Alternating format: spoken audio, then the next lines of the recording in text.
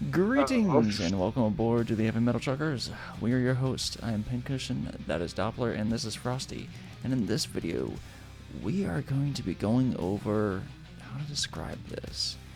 A solemn, folk, almost folky now, kind of blend of folk and black metal from Gaahl's WYRD. And if anyone who knows black metal knows that Gaahl was the former vocalist of Gorgoroth.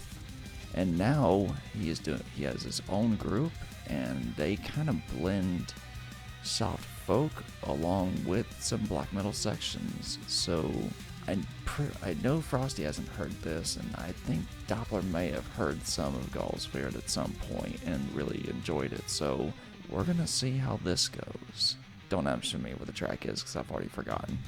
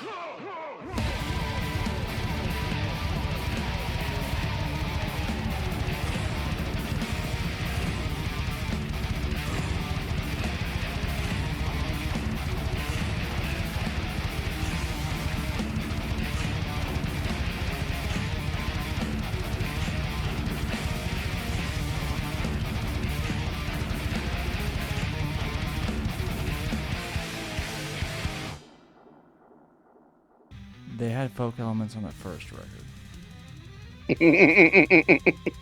So I'm like, yeah, there's gonna be a nice blend of folk and black metal, and then all of a sudden I'm like, of course, Gaahl make me out to be a fucking liar.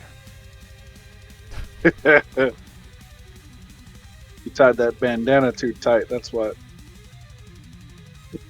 Alright, Cinder, what'd you think? Well, thank you, Cinder. We appreciate your input. Yes.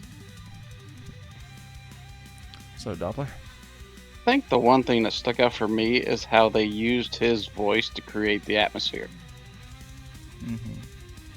I like how they did that. Like a lot of times, it's usually backing instruments and all that create it, but here they used his voice to do it, which to me was pretty cool. I like that they did that. Musically, it was decent. I wouldn't say it was your typical black metal sound. It was there, but I wouldn't call it your typical black metal sound.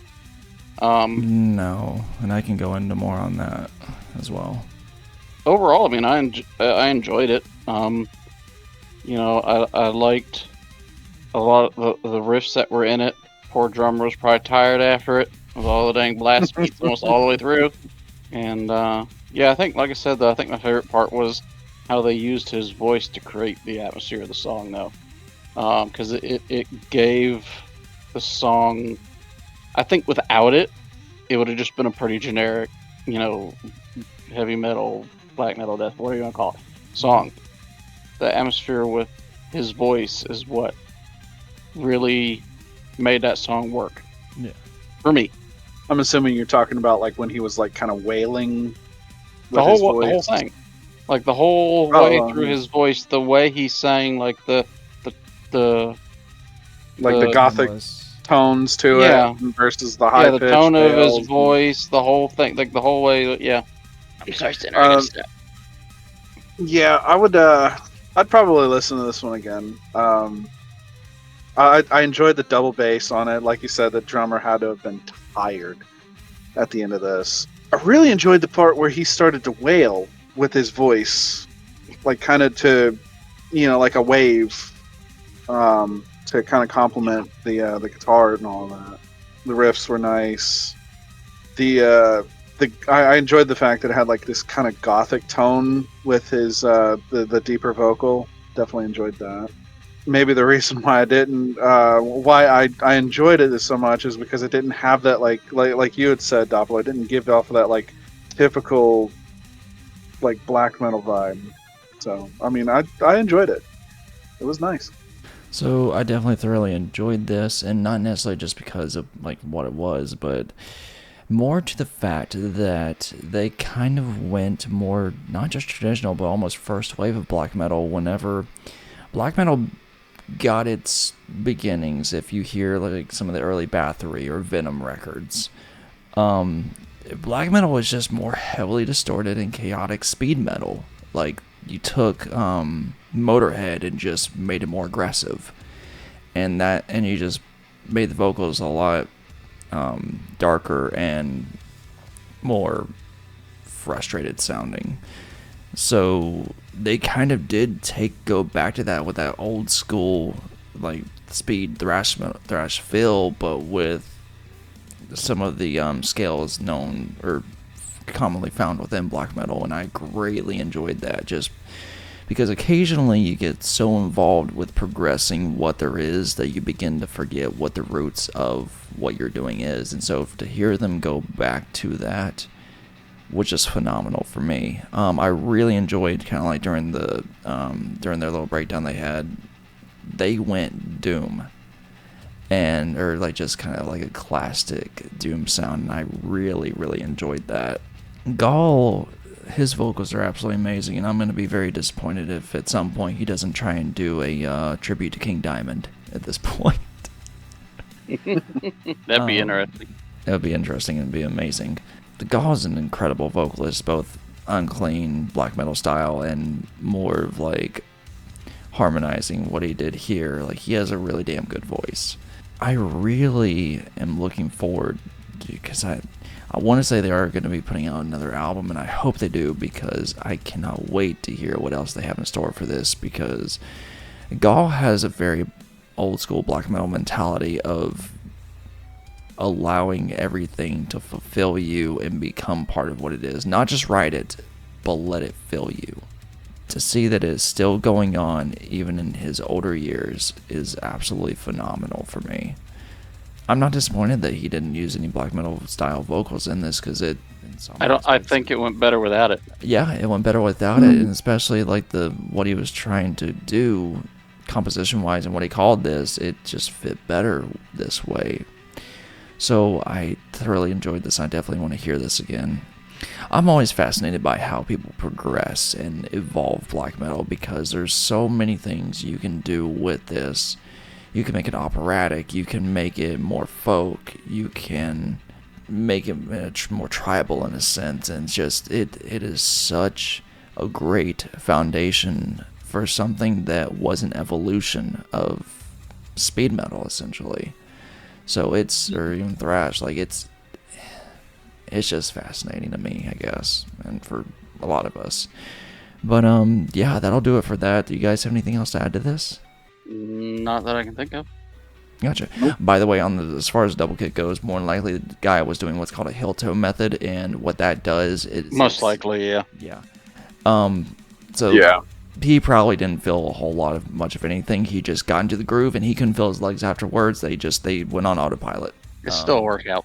It still Reminds is. me of what is it? Stars of Winter and Suns from Winter Sun. That, Oh yeah, absolutely. The non-stop for like, well, nearly non-stop blast beats for like the entire 14-minute song. Oh yeah. Well, I know, because there was one guy, I was trying to learn what the hell heel toe was, and I think Samus, he's a drummer, YouTube drummer, or he's a drummer on YouTube, that I kind of learned the concept of it from, and it took him about a year or two to be able to learn it, like to be able to be fluent with it. And he even said, like, it's a lot of strain at first, but over time you build up those muscles and it becomes like you just go into it and then you're good for a while. Yeah. But anywho, until next time, guys, we hope you enjoyed what you saw, and keep rolling heavy.